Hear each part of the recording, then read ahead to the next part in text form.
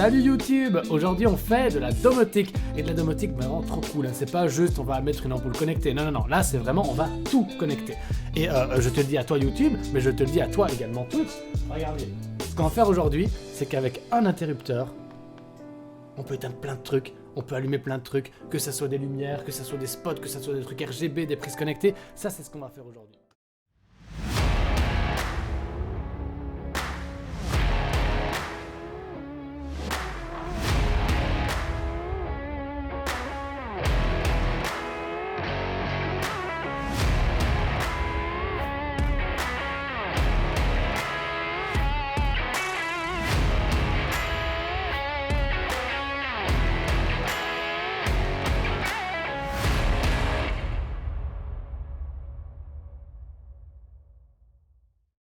Les trucs cheap, souvent, en domotique, sont en Wi-Fi. Et c'est très pratique, parce que ça marche, le Wi-Fi, tout le monde en a.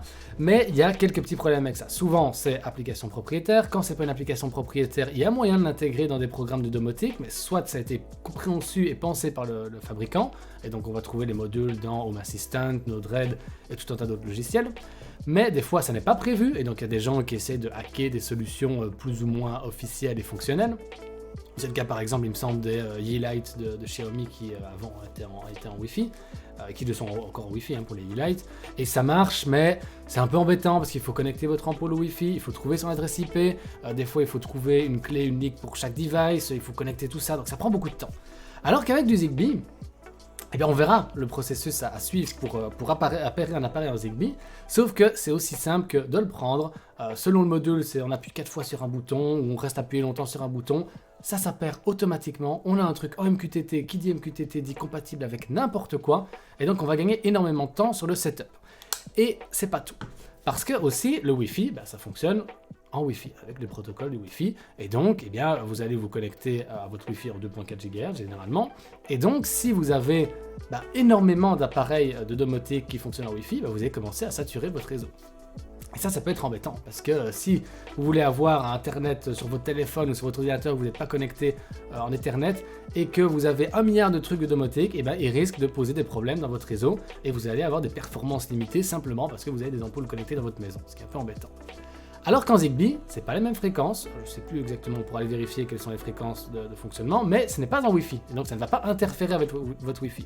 En plus, c'est des fréquences plus basses, et donc ça va consommer moins d'énergie, ce qui fait que, on le verra, la plupart des modules fonctionnent avec une belle petite pile bouton et peuvent tenir pendant extrêmement longtemps, ce qui serait impossible en Wi-Fi. Et également aussi un autre avantage, c'est le prix, ça coûte pas cher, et donc c'est pour ça que moi, pour mon nouvel appartement et mon studio, j'ai décidé de faire la domotique en Zigbee, et vous allez voir, c'est génial. Et sinon, Zigbee gère le mesh, eh bien oui, ça aussi on va un peu en discuter plus en détail, mais il y a aussi un truc qui est excellent avec le Zigbee, c'est que la portée en fait n'est pas géniale. Ça dépend des modules que vous allez utiliser, ça dépend de quels sont quel adaptateur Zigbee, donc en gros on verra de quoi il s'agit. Mais moi par exemple, avec l'adaptateur que j'ai, je vais avoir une portée de 10 mètres, ou même un peu moins quasiment. Et au point que du Wi-Fi ça passe sans problème à travers les murs, le Zigbee, avec ce que j'ai ici, ça passe pas à travers les murs. Un truc génial, c'est que généralement, dans les appareils Zigbee, tous les appareils qui seront pas connectés en batterie, mais qui seront toujours connectés à une prise, typiquement ceci, voilà, ça par exemple, une prise connectée, on verra comment l'utiliser, et bien la prise connectée agit comme une prise connectée, sauf qu'elle agit également comme un relais Zigbee. Et donc en fait, on va la connecter à notre réseau, et elle va faire « Ah cool, je vais servir de relais dans le réseau, et je vais étendre la portée plus loin. » Et donc forcément, si on a notre émetteur ici, on a 10 mètres de portée, sauf que paf, on passe par notre prise, on a 10 mètres de plus. Si on a plusieurs prises, ils font « Ah je vois qu'on est dans le même réseau », et donc ils sont capables, effectivement, comme le demande Binaris, de faire un mesh network. Donc en fait, tant qu'on a des appareils, donc c'est quasiment le cas, c'est pas toujours le cas, mais par exemple pour les prises Ikea c'est le cas, elles font également routeur, et donc ça va permettre d'une part d'étendre la portée, et d'autre part aussi augmenter le nombre d'appareils en Zigbee que vous pouvez connecter en même temps en fait. C'est un petit peu particulier, mais en gros, si vous utilisez l'adaptateur, le C2531, on verra plus en détail sa référence, il va avoir une limite, il me semble, d'une vingtaine d'appareils connectés. Sauf que si vous avez la puce qu'on verra tout à l'heure, plus un relais, ça va augmenter peut-être à une dizaine d'appareils connectés en plus. Si vous rajoutez un routeur, ça augmente la portée et le nombre d'appareils en parallèle. Donc c'est vraiment très avantageux parce que tant que vous avez un lien entre les deux, vous augmentez votre portée. C'est pas comme le Wi-Fi où vous allez devoir remettre un autre routeur, un autre access point ou autre. Là c'est vraiment en gros l'appareil en lui-même, ça sert de routeur. et en plus ça augmente le nombre de devices que vous pouvez connecter. Voilà. Donc ça, voilà, une fois de plus, on va voir tout en détail, ne vous inquiétez pas, on a toute une soirée pour parler de tout ça. Donc là, c'est vraiment le gros truc. Le gros truc, pourquoi est-ce que c'est du Zigbee? Ça ne sature pas le Wi-Fi, ça coûte pas cher, ça fonctionne bien sur batterie, c'est cool, c'est bien, facile à setup, tout un tas de trucs géniaux. Voilà. Tac, je lui vite un petit peu le chat. Justement, une solution low cost, low power et mesh. J'ai pas encore beaucoup fait de recherche, expérimentation. Et bien alors voilà, là au moins tu auras une petite introduction aujourd'hui. Donc voilà, vous vous en doutez. Eh bien, moi je vais utiliser Node rouge. Node Red. Vous connaissez Node Red? En gros, ce qu'on va faire aujourd'hui, c'est voir comment est-ce qu'on peut setup un truc qui s'appelle Zigbee to MQTT. Donc c'est un moyen de convertir du Zigbee en MQTT, comme le nom semblait le présager. Et une fois que j'ai mon MQTT, eh bien en fait en MQTT on va recevoir les informations des éventuels capteurs, c'est des capteurs de mouvement, de température, d'humidité, d'eau, d'ouverture de porte, enfin vraiment tous les capteurs. Donc ça on va recevoir les informations MQTT et on pourra également nous envoyer un MQTT des commandes. Donc que ça soit une ampoule, on va dire on-off, que ça soit la température de couleur ou la couleur d'une ampoule LED pilotable, que ça soit un interrupteur ou autre, je pense que vous avez compris. Donc en gros, le MQTT va nous servir à recevoir des informations et renvoyer des informations. Et le MQTT, ça peut être fait avec tout un tas de langages de programmation, implément du MQTT, tout un tas de logiciels de domotique utilisent du MQTT, c'est ultra standard.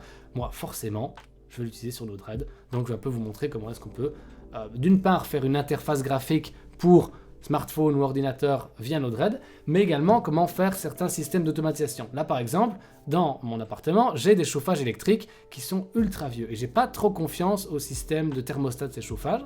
Et en plus, j'aimerais bien avoir un système de thermostat par pièce. Et en gros, je voudrais moi-même le fabriquer. Et avec ça, on verra comment est-ce que je pourrais simplement prendre un capteur de température que je pourrais mettre dans chaque pièce de mon appartement, utiliser une prise connectée à chaque radiateur et pouvoir moi-même sur Node Red programmer un système de thermostat ou pouvoir par exemple dire, voilà, quand je suis sur le chemin de retour, je veux déjà préchauffer ma chambre à telle température pour que ça soit confortable quand on arrive. Ça, on va également voir comment le faire. Mais avant ça, eh bien, je vais un peu vous parler du principe de fonctionnement, pas du Zigbee, pas de tous ces trucs-là, parce que là, c'est vraiment un peu fortement rentré dans les détails, et ça, je vous invite à aller consulter la documentation sur Internet. Mais je vais un peu vous montrer comment va se structurer notre réseau, en gros, Zigbee to MQTT. Ici, on va donc avoir, je vous envoie le lien dans le chat, ici, voilà, tac, collé. Voilà, donc là, vous pouvez aller consulter ça quand vous voulez, même maintenant en parallèle, si ça vous intéresse. Et en gros, ici, vous voyez que les gars qui ont fait Zigbee to MQTT, en plus d'avoir fait un super truc, eh bien, ils ont été capables de nous faire une doc vraiment excellente. Donc, il y a vraiment toutes les informations qui sont utiles, en fait. Ici, vous voyez qu'on va voir comment eh bien, on peut forcément installer le tout, donc que ce soit vraiment les composants, c'est un peu ce que je vous ai montré ici au début, comment est-ce qu'on l'installe, comment est-ce qu'on appelle des devices, et comment est-ce qu'on utilise ou débug les problèmes. Ici, après, on va avoir tout un tas d'informations. On va avoir, vous voyez qu'il y a toute la doc nécessaire. On a tout ce qu'il nous faut se trouve là-bas. Alors nous, forcément, première chose, what do I need? Ça, on est forcément, voilà, regardez. Ça, c'est surtout pour, vous voyez, ça, c'est ce que demandait par exemple tout à l'heure Binaris. Est-ce qu'on doit absolument utiliser le CC2531? Est-ce qu'il n'existe pas des modules avec plus de puissance, plus de gain? Eh bien, vous allez voir que par défaut, on va vous proposer le même module que j'utilise. Mais en fait, si on va regarder sur Supplanted Zigbee Adapter, eh bien en fait, on va voir qu'il y a une liste qui est plutôt longue. Donc là, vous allez voir que vous pouvez utiliser tout un tas de différents appareils. Ici, le plus classique, c'est celui-ci. Une fois de plus, je le répète, c'est à peu près 5-6 € sur AliExpress et une dizaine d'euros sur Amazon. Et en plus, là, ils ont été assez sympas pour vous lister les pour et les contre de chaque adaptateur. Donc ici, par exemple, on va voir que celui-ci, il coûte pas cher, il est facile à trouver, mais il n'est pas très performant parce que l'antenne est directement dans le PCB. Donc c'est pas génial. Alors que d'autres, on va voir qu'ils ont une antenne qui peut être amovible, et donc ça va théoriquement nous donner une plus grande portée. Et en plus, certains sont plus puissants, pas en termes uniquement de portée du réseau, mais ils sont aussi capables, certains, de gérer plus ou moins d'appareils en parallèle. Vous voyez qu'ici, par exemple, lui, il est bon marché, mais pas très puissant. Pourquoi? Parce que c'est une vingtaine d'appareils qui peuvent être connectés dessus. Mais on verra après que si on rajoute un routeur, donc un élément comme celui-ci, on peut augmenter ce nombre d'appareils en parallèle, mais d'autres seraient capables d'avoir en fait par défaut plus de devices d'origine. Alors la raison pour laquelle en fait on peut avoir un nombre limité d'appareils, c'est qu'en fait dès qu'on connecte un nouvel appareil, il va devoir dans la mémoire de notre puce retenir l'ID de l'appareil. Donc s'ils ont une mémoire limitée, ils ne peuvent pas en retenir une infinité. Donc certains modules plus puissants peuvent en avoir une centaine. Pareil ici une centaine, ici pareil une vingtaine. Lui par exemple c'est une vingtaine, sauf qu'il est un peu plus puissant en termes de portée. Voilà, donc là vous pouvez voir la liste, voir ce qui vous intéresse, et vous devriez normalement trouver vos douleurs, mais en tout cas c'est certain, ça s'est testé, avec celui-là ça fonctionne. Alors ensuite, eh bien, des devices forcément qui sont compatibles Zigbee. Ici, par exemple, on voit 3 petits modules Aquara. Et sinon, eh bien, vous allez voir que la liste d'appareils supportés est énorme. Regardez, attention. Attendez, paf. Regardez la liste d'appareils compatibles. Voilà, c'est plutôt une bonne liste. Et donc ici, là aujourd'hui, on va jouer avec les trucs Ikea. Donc si je fais CTRL F Ikea, eh bien, vous allez voir que, paf, Ikea, les ampoules connectées. C'est quoi ça? Une de lumière, tout un tas de lumière. On va avoir ici encore des boutons, des systèmes de réglage, des lumières, une fois de plus, des prises connectées, des boutons avec plusieurs boutons, des boutons on-off, des contrôleurs de volume qui sont capables de tourner, détecteurs de mouvement, prises connectées, des rouleurs de store. Enfin, vous voyez qu'il y a vraiment un tas d'appareils. Si maintenant je m'intéresse aussi à Aquara, donc qui est fabriqué par Xiaomi, eh bien eux aussi vont avoir des ampoules, des capteurs, des interrupteurs, des boutons, des dimmers et tout un tas de trucs. Moi, ce qui m'intéressera dans la partie Aquara, c'est principalement ces petits capteurs-ci. Parce qu'une fois de plus, comme je disais tout à l'heure, faible consommation électrique. Et donc, voir des tout petits modules, des tout petits capteurs tout simples qui fonctionnent sans fil, sur batterie, avec des batteries génériques. Donc, c'est des batteries généralement des petites piles boutons ou des batteries comme celle-ci, donc des 2032. Des petites piles comme ça qui coûtent vraiment 3 fois rien sur Amazon, à l'Action ou n'importe où ailleurs. Ce qui serait impossible forcément avec des Wemos en Wi-Fi.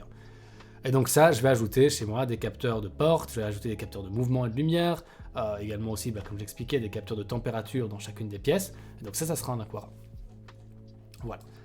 Et sinon, justement, tant qu'on est dans cette liste-ci, je retourne sur la gamme Ikea, et en fait, on va par exemple voir Tradfi LED, et on va voir combien ça coûte. Et vous allez vous rendre compte qu'en fait, ça coûte pas si cher que ça.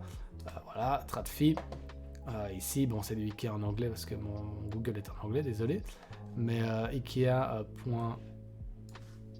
est-ce que je peux aller? Ouais, super, je veux le Ikea FR, voilà. Et en fait, ici, Tradfi, voilà. Et on voit en gros que les prix de ces prises sont du même niveau que les appareils connectés en Wi-Fi. Vous voyez ici, il faut un petit peu de temps pour que ça charge. Vous voyez que c'est les ampoules, voilà, c'est une vingtaine d'euros l'ampoule. Et encore là, c'est l'ampoule plus un bouton. Ici, c'est juste le bouton tout seul. C'est donc c'est une quinzaine, vingtaine d'euros pour les ampoules. Les prises connectées, pareil. Les boutons, généralement, c'est dans les 5-6 euros le bouton comme ça, seul. Moi, ce que je vous conseille de faire, si vous voulez vraiment lancer le truc, c'est de prendre les combos. Ça coûte 1 ou 2 euros, ça va 2 euros plus rentable. Donc souvent, c'est ampoule et un bouton comme ça, ou ampoule et un bouton comme ça, ou prise connectée et un bouton. Et donc, si vous en achetez quelques-uns, vous faites une petite affaire de quelques euros. Mais donc, c'est pas des prix délirants. C'est forcément plus cher que des trucs de domotique un peu plus débiles. Parce que forcément, il existe aussi des trucs en sans fil, mais plus de ce genre-ci. Vous voyez, ce genre de prise, où là, en gros, c'est des modules 433 MHz, donc une télécommande, c'est pas la bonne télécommande, bon, une télécommande comme ça, et une prise connectée, ça coûte 3 fois rien. Vraiment, vous allez chez Action, ça va vous coûter, je sais pas moi, 10 euros pour 3 prises connectées, mais ça, pour réussir à les connecter dans Node-RED, ça pourrait marcher, mais c'est un enfer, c'est très compliqué. Alors que les prises Ikea vont coûter un peu plus cher, mais elles seront beaucoup plus faciles à setup et utiliser. Voilà, donc ici, vous avez déjà un peu la gamme de prix.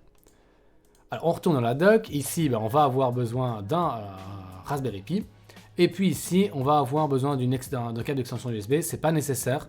La raison pour laquelle en gros il recommande un câble, c'est d'une part pour pouvoir mettre le module où vous le souhaitez, forcément, hein, si la met le Raspberry Pi dans une petite armoire serveur ou autre chez vous, ce ne sera pas pratique d'avoir forcément le module qui sera enfermé, parce que vous allez encore limiter la portée, et on a vu qu'avec le module qu'on utilise, le CC2531, la portée n'est déjà pas extraordinaire.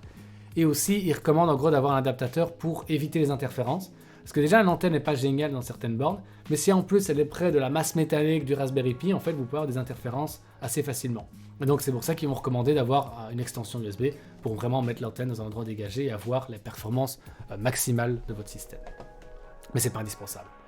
C'est juste fortement recommandé. Et ensuite, eh bien, il faudra un autre élément. Si vous devez, dans certains cas, reflasher, comme j'expliquais tout à l'heure, votre adaptateur USB, donc cet adaptateur-ci, hein, le Zigbee adapteur, eh bien, il va falloir le reflasher. Et ils expliquent une fois de plus très précisément la procédure pour le flasher. Donc il vous faudra un module comme celui-ci en plus, un CC Debugger, c'est une dizaine d'euros, plus l'adaptateur qui va avec.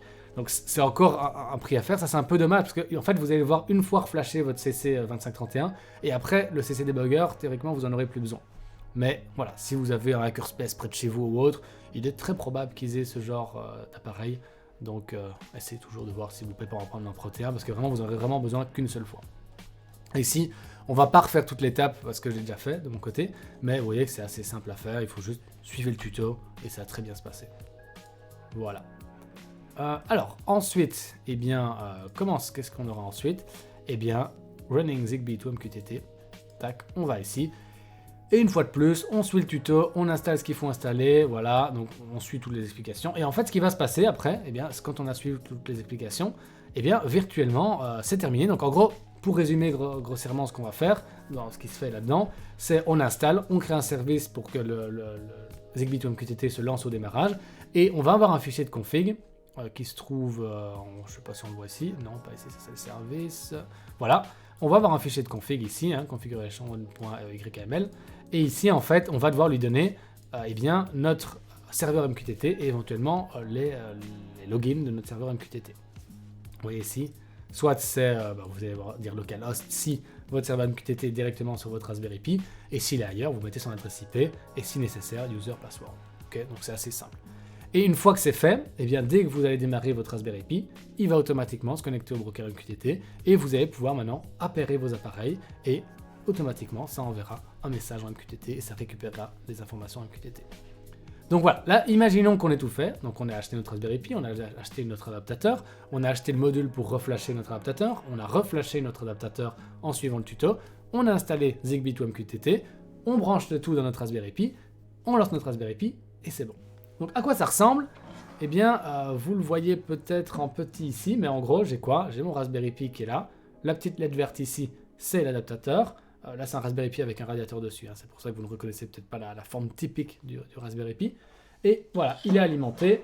Alors là, par exemple, c'est un mauvais exemple parce qu'il est directement branché au Raspberry Pi et en plus, il n'est pas avec une rallonge, dans un endroit fermé en plus. Mais c'est pas trop grave parce qu'en fait, à 1 mètre de là, il y a une prise connectée comme celle-ci. La prise connectée ici agit comme un relais, donc finalement, la portée n'est plus vraiment un problème. Donc on a cette étape-ci, voilà. On a setup le serveur d'une certaine façon, la partie serveur qui va gérer tout ça. Alors en plus de ça, moi je vais utiliser Node-RED. Pour installer Node-RED, pareil, normalement, je ne sais plus s'il est encore préinstallé par défaut sur Raspbian, mais sinon, Node-RED, Raspberry Pi. Et en fait, vous allez voir qu'il y a un script fourni par Node-RED. Voilà, vous lancez ce script-là et ça va automatiquement installer Node-RED sur votre Raspberry Pi. Si vous utilisez autre chose qu'un Raspberry Pi, pareil, c'est pas très compliqué d'installer Node-RED. Ne vous inquiétez pas, vous allez dans la doc de Node-RED, bien entendu, donc node-red.org. Voilà, si ça vous intéresse, très bon logiciel Node-RED, vraiment, n'hésitez pas. Et donc ici, on installe Node-RED. Alors une fois que Node-RED est installé, eh bien, je vais vous montrer à quoi ça ressemble, mais si vous suivez les lives depuis un petit temps, eh bien, vous devez avoir l'habitude de voir l'interface graphique de Node-RED. Ça se présentera comme ceci, forcément il n'y aura encore rien, mais en gros, dans Node-RED, eh bien, il y a plusieurs éléments ici à gauche, plusieurs nodes, donc qui vont automatiser des fonctions. Directement, c'est ce qui nous permet en gros de programmer, sans avoir à taper des lignes de code, même si on peut bien entendu ici dans Node-RED programmer du code classique avec des node functions. Mais en fait, ici on peut programmer ce qu'on veut en JavaScript, mais je le rappelle une fois de plus, en fait dans Node-RED, certaines fonctions comme par exemple récupérer un message, transformer un message ou autre sont tellement souvent utilisées que les développeurs ont créé des nodes qui automatisent ça et on peut en installer des nouvelles. Mais ici, ce qui va commencer par nous intéresser, c'est le MQTT. Donc dans la partie network, on va avoir le MQTT, ça c'est intégré par défaut dans Node-RED. Et en fait, ce qu'on fait, c'est qu'on va se connecter au même serveur que le serveur sur lequel se connecte Zigbee to MQTT. Si par exemple c'est notre Raspberry Pi, imaginons qu'on fait tout sur le même Raspberry Pi. C'est en tout cas ce que j'ai fait pour cette petite démo-ci. Donc on va avoir en gros Zigbee to MQTT qui tourne sur notre Raspberry Pi, le broker MQTT Mosquito qui tourne sur le Raspberry Pi, Node-RED qui tourne sur le Raspberry Pi. Donc tout va être en localhost. Raison pour laquelle ici, quand je choisis mon serveur dans Node-RED, donc double clic, localhost, tac, c'est c'est bien mon Raspberry Pi. Si ça avait été un autre serveur, comme ça sera plus tard dans mon installation finale, forcément je dois mettre une autre adresse IP. Ensuite, il lui faut un topic. Et ici, le problème, c'est que je ne connais pas encore les topics. Donc, ce que je vais faire pour pouvoir un peu voir tout ce qui se passe en MQTT, eh bien, je vais mettre un hashtag. Et en fait, ce hashtag ici va dire en MQTT, écoute à tous les topics dont tu as le droit. En fait. Et donc, il va simplement me dire tous les messages qui sont envoyés sur le broker MQTT. Donc, pour vraiment voir le contenu, eh bien, je vais simplement brancher un debug. Hop, et ici à droite, normalement, vous le voyez. Voilà, ici à droite, j'ai mon debug. Donc, voilà où on en est. On en est à Node-RED et on écoute tout ce qu'il y a MQTT. Et vous voyez qu'ici, il y a déjà pas mal de choses qui sont en train d'apparaître. En fait, ce qui nous intéresse, ça c'est déjà des bonnes choses. En fait, les messages ici, online, les informations ici en dessous, ça c'est ce qu'on va recevoir. Alors forcément, elles ne viennent pas forcément de la même node debug. Vous voyez que celle-ci, elle vient dans un autre flow, donc je vais remplacer ça. Mais en fait, à chaque fois qu'on redéploie le flow, eh bien, il est assez sympa, lui, pour nous dire, donc Zigbee to MQTT, l'état dans lequel il se trouve. Et en fait, l'état dans lequel il se trouve, il va nous dire qu'il est online ou offline. Si par exemple, vous avez un problème de connexion avec votre adaptateur Zigbee, d'une part, la LED ne s'allumera pas dessus, donc on peut vite voir qu'il y a un problème, mais s'il est un peu caché loin, eh bien, il sera capable de nous dire « Ah non, je ne suis pas online parce qu'il y a un problème et donc je ne sais pas fonctionner ». Et après, il va nous envoyer tout un tas d'informations. Ce n'est pas vraiment ici important pour débuter. Mais ici, ce qui nous intéresse, c'est déjà d'être sûr que c'est online. Donc, si l'adaptateur est connecté, il fonctionne, il nous dirait qu'il est online. Bien. Et maintenant, qu'est-ce que je vais faire? Je vais prendre une prise connectée que je n'ai pas encore connectée. Enfin, un appareil connecté. Donc ça, je pense que cette prise-ci l'est déjà. Donc en fait, ce que je vais faire, c'est... Je sors de la boîte. Ça, ok? Donc là, je viens de l'acheter, je le sors de la boîte, il n'est pas encore setup. Il va donc falloir que je l'appare, que je le connecte à mon système. Et je vais faire un peu plus simple, avant d'utiliser avec une prise, je vais plutôt prendre un truc qui fonctionne sur batterie. Donc, attendez, je vais prendre ceci. Ouais. J'arrive, hein. Donc en gros, ce que je vais prendre, c'est un interrupteur comme ça. Voilà, donc ça c'est simplement un interrupteur on-off, il y a un 0 et un 1 dessus. Et on va l'ouvrir et un peu voir comment le contrôler. C'est un peu plus simple d'utiliser ce genre d'interrupteur parce que du coup il n'y a pas besoin de le brancher à une prise de courant. Mais on verra quand même comment fonctionne l'appairage d'un autre appareil, mais ici ce sera plus rapide en fait. Alors il faut juste que je trouve une pile, voilà. Donc en gros, ce qui est aussi cool avec ces petits modules Ikea, donc c'est à peu près 5-6 € que ça coûte, c'est que déjà il y a un aimant dedans. Et donc on peut par exemple avoir ça qui est fixé à un mur et avoir une fixation magnétique, l'interrupteur tient, mais on peut à tout moment l'enlever. Il va y avoir du double face aussi si on veut le coller, que ce soit du double face pour coller la partie métallique sur laquelle on vient attacher le capteur, l'interrupteur, pardon, ou avoir du double face qui vient se mettre là-dedans, tout est fourni. Une pile est fournie avec et c'est une batterie classique, la CR2032, donc comme je disais, très facile de racheter des nouvelles quand le module est déchargé. Alors maintenant je vais prendre un tournevis, parce qu'il me faut un tournevis pour ouvrir l'interrupteur. Attendez. J'arrive, hein. Tac. Hop. Voilà. Tournevis. Ok. Alors, pas facile de passer entre mes bureaux. Donc il nous faut un tournevis, pourquoi? Parce qu'il y a une petite vis, non pas là, ici derrière, vous voyez, là, et on va la dévisser, rien de plus simple. Voilà, c'est le cas, donc pour les interrupteurs on-off, il faut dévisser une petite vis, une fois de plus ça c'est dans le manuel, et puis je pense que vous doutez bien que c'est une vis, c'est là qu'il faut dévisser. Hein. Hop, et dans le cas des boutons comme ceux-ci, qui sont aussi très intéressants, c'est pas une vis, il faut simplement venir avec l'ongle ou avec un tournevis déclipser cet endroit-ci. Et alors ici, il y a deux choses. Il y a de la place pour une batterie et on voit qu'il y a un petit bouton. Je ne sais pas si vous le voyez là, mais en gros, il y a un petit bouton qui est ici. Et donc ce qu'on va faire, c'est, je mets la batterie. Et là, je sais comment faire, mais vous, imaginons que vous ne le saviez pas. Vous ne sachiez pas. Imaginons que vous l'ignoriez. Donc vous mettez la pile et vous dites, oh super, mais comment est-ce que je fais pour appairer? Alors vous essayez le truc classique, restez appuyé sur le bouton, appuyez plein de fois, mais en fait, pour gagner du temps, une fois de plus, on retourne dans la doc de Zigbee to MQTT. Hein, si jamais vous venez d'arriver, je vous renvoie ainsi le lien, comme ça, sait-on jamais. Et en fait, ici, on va voir dans Pairing Devices. Voilà, donc on a déjà vu les deux premiers points, on va voir le troisième point. Tac, est-ce que c'est ici? Voilà.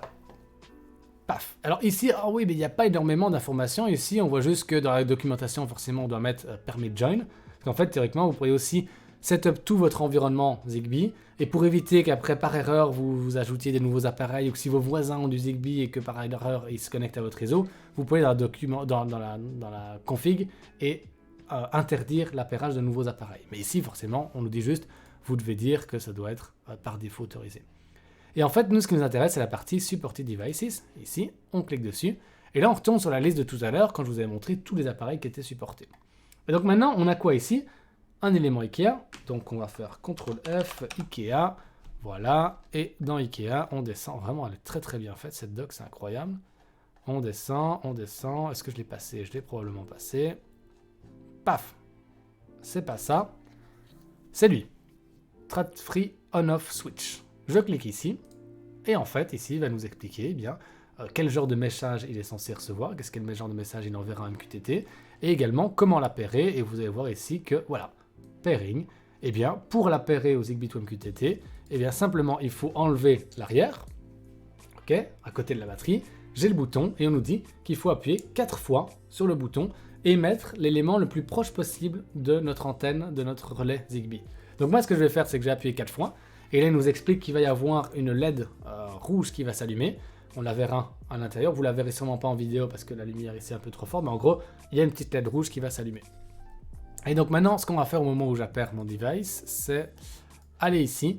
Et on va en gros voir ce qu'on a en MQTT. Donc je rappelle, le petit hashtag en MQTT permet d'écouter tout ce qui se passe. Donc j'appuie 4 fois. La lumière s'allume. Est-ce que vous le voyez? Non, en plus le focus n'est pas très bon. Mais en gros, il y a une petite lumière qui s'allume. Et je vais en gros la mettre ici à côté de mon antenne. Et là, regardez ce qui se passe. Alors, on a un nouvel appareil. On va nous dire device connected. On va voir qu'il essaie de s'appairer. On va voir qu'il s'annonce. Donc là, c'est très très bon signe. Donc ça, simplement, c'est l'appareil qu'on va mettre à côté. Donc ma petite prise à côté. Et là, simplement, il va dire coucou Zigbee, moi j'ai personne à qui je suis appairé. Est-ce que tu veux m'autoriser à m'appairer à ton réseau? Vu que dans ma config, j'ai autorisé l'appairage, pas de souci, ils vont essayer de s'appairer. Et normalement, si tout se passe bien, il va devoir m'envoyer quand même encore un dernier message. Parce que là, il est en gros en train de s'appairer, mais il doit me manquer encore une information. En gros, c'est la confirmation. Voilà, je viens de la recevoir ici. Là, ça me confirme qu'il s'est bien appairé. Pourquoi? Et qu'il fonctionne bien. Parce qu'en fait, il est capable de me dire, ah bah voilà, je suis un TradFi on-off switch, je suis fabriqué par Ikea, et eh bien, ça fonctionne. Donc voilà, ça c'est le message typique que vous devriez recevoir. Voilà, donc c'est exactement ces 4 messages-ci. Donc en gros, nouvel appareil trouvé, appairage en cours, appairage réussi, voilà l'appareil, regardez, confirmez que c'est bien bon. Voilà. Et maintenant, l'élément qui va m'intéresser le plus ici dans tous ces messages-ci, en fait, c'est le friendly name. Donc, une fois de plus, je vous renvoie à la doc de comment est-ce que vous pouvez contrôler des appareils, et ça, vous allez le voir dans MQTT Topic, c'est le message structure, voilà, c'est ici. Et en fait, ici, on voit tout le genre de messages qu'on va recevoir, à quel topic on doit s'inquiéter. Vous verrez qu'à chaque fois, on a tous les différents topics. Mais en gros, un truc que vous allez retrouver très souvent, c'est le friendly name. Et en gros, c'est le moyen que vous allez avoir pour dire « je veux piloter tel appareil spécifiquement » ou « je reçois les informations de tel friendly name. Ah je sais très bien que telle chaîne de caractères, c'est mon ampoule, mon interrupteur. » Donc forcément, c'est le système qui nous permettra de différencier les différents appareils. Et vous allez voir en fait qu'ici, c'est une assez longue chaîne de caractères. Ici, voilà, paf, ça. Et qu'en gros, ça, chaque device aura un identifiant unique. C'est comme un peu l'adresse MAC de votre ordinateur, smartphone ou autre. Donc nous, ce qu'on va faire, c'est qu'on va le copier. CTRL-C. Temporairement, je vais le mettre dans une fonction ici. Voilà, CTRL-V. Super. Ça, c'est ce qu'il faut retenir. Donc en gros, théoriquement, vous devriez avoir, quand vous commencez à appairer tous vos appareils, une liste des différents noms. Donc là, par exemple, là, je pourrais créer une liste ou une mini base de données dans laquelle je sais que lui, ça serait égal à... C'est pas comme ça que vous allez le faire, bien entendu, mais... Je suis pas avec le bon layout, moi c'est ça. Je suis pas avec le bon layout, mais bon, soit je changerai ça plus tard. Mais qu'en gros, lui, c'est on-off. Voilà. Et vous pourrez comme ça avoir la correspondance pour tous les devices. Dans le pire des cas, imaginons que vous ayez perdu ça, c'est pas un souci en fait. Parce que là, ce que je vais maintenant faire pour voir s'il fonctionne, c'est appuyer dessus. Je clique dessus, paf, je reçois un message en MQTT. Et là, un truc que je vais faire pour que le message soit un petit peu plus lisible, c'est convertir en JSON. Voilà, et je vais un peu vous zoomer, comme ça vous voyez ça plus près. Donc je clique sur le bouton, tac, et là, on va nous dire, regardez, j'ai appuyé sur le bouton On, j'ai cliqué sur On. La qualité du signal, en gros, c'est à quel point la portée est bonne. Si par exemple je m'éloigne un peu et que j'appuie sur le bouton, paf, 39. Si je me rapproche, paf, 86. Et vous voyez que la portée de ce module-ci en USB est pas géniale, hein, parce qu'à peine à 2 mètres, je perds la moitié de mon signal. Mais c'est suffisant. Et en fait, ici, vous voyez que ça nous donne des informations sur le bouton qui est cliqué, si c'est off, attendez, hein, off ou on. Et si vous vous intéressez au topic ici, vous voyez, regardez ici, Zigbee MQTT / 0x842e, blablabla. Je vais copier ça, et on va retourner dans la fonction ici tout à l'heure, et on va se rendre compte qu'en fait, c'est exactement le même nom. Ce qui est logique, parce qu'en gros, à chaque fois qu'on appuie dessus, ben, il va publier au topic de son friendly name, et son friendly name, c'est le truc tout à l'heure. Donc si jamais vous perdez votre base de données ou votre fichier dans lequel vous sauvegardez les noms de chaque appareil, c'est pas grave, c'est pas dramatique, vous ne devrez pas tout recommencer, mais il faudra du coup réappuyer sur chaque appareil en séparé pour pouvoir les retrouver.